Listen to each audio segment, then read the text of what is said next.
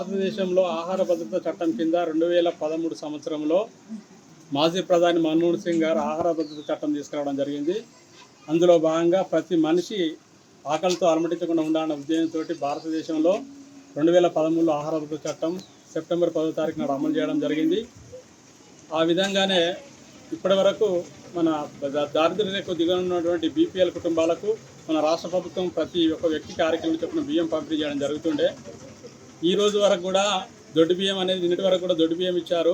పోయిన నెల వరకు ఈ నెల నుంచి భారతదేశంలో ఉన్న 29 రాష్ట్రాలలో ఏ రాష్ట్రంలో కూడా ఇప్పటి వరకు సన్న బియ్యం అనే కార్యక్రమం లేదు. మొట్టమొదటిసారిగా గౌరవ ముఖ్యమంత్రి రేవంత్ రెడ్డి గారు తెలంగాణ రాష్ట్రంలో ఈ సన్న బియ్యం కార్యక్రమాన్ని ప్రారంభించడం జరిగింది. ఇది అందరికీ ఒక మంచి శుభసూచకము. వాళ్ళు ఇచ్చిన హామీలకు అనుగుణంగా ప్రభుత్వం నడుచుకుంటూ పేదలకు సన్న బియ్యం అందించడం హర్షించదగ్గ విషయము.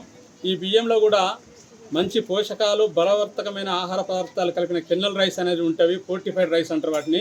అవి మీరు బియ్యం కడిగినప్పుడు పైకి తేలుతాయి. మీరు అనుకుంటారు తారు లాంటిది కావచ్చు, ఏమైనా ప్లాస్టిక్ బియ్యం కావచ్చు అని అనుమానపడవచ్చు. అట్లాంటిది కాదు, అది మంచి పోషకాలు కలిగిన బియ్యం. అవి మీరు వడబోయకుండా మళ్ళీ బియ్యం కడిగిన తర్వాత ఆ వడబోయ అనుకున్న తాళ్ళలాగా పైకి తేలిన వాటిని మళ్ళీ బియ్యంలోనే వేసి మీరు వండినట్టయితే అది కరిగిపోతుంది. అన్నంలో గంజిలో కరిగిపోయి మంచి పోషకాలు లభిస్తాయి. దానివల్ల రక్తహీనత, కీళ్ళ నొప్పులు ఎలాంటి జబ్బులు రాకుండా ఉంటాయి.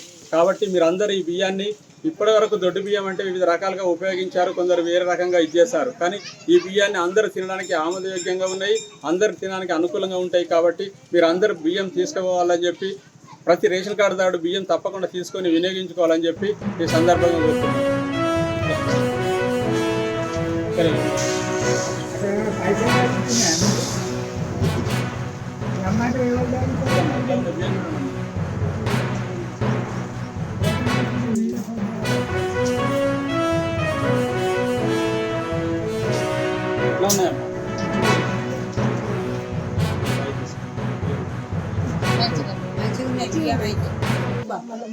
ఎప్పుడు ఇట్లా అయితే మంచిగా ఉంటాయి. ఎప్పుడు ఇంట్లోనే రావాలి బియ్యం రావాలి.